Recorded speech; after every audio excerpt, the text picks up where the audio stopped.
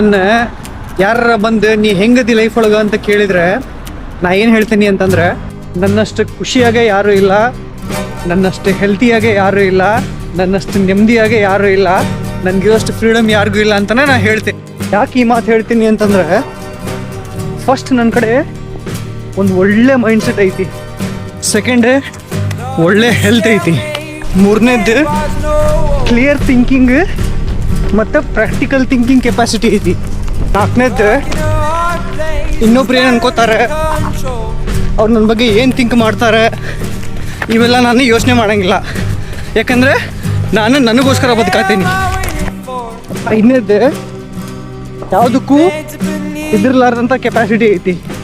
ಈ ಕೆಲಸ ಹೋಯ್ತು ಇನ್ನೊಂದು ಕೆಲಸ ಸಿಗ್ತೈತಿ, ಈ ಕಂಟ್ರಿ ಇಲ್ಲ ಇನ್ನೊಂದು ಕಂಟ್ರಿ, 3 ಹೊತ್ತು ಊಟಕ್ಕೆ ಇರಾಕೆ ದುಡಿಯೋಷ್ಟು ಶಕ್ತಿ ಐತಿ.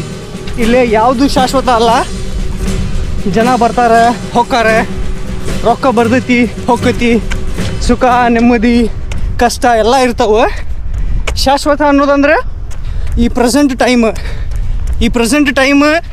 ಈ ಕ್ಷಣ ನೀ ಹೆಂಗದಿ, ಏನು ಮಾಡತ್ತಿ, ಎಷ್ಟು ಖುಷಿಯಾಗದಿ ಅನ್ನೋದೊಂದು ಮ್ಯಾಟ್ರ್ ಆಕೈತಿ.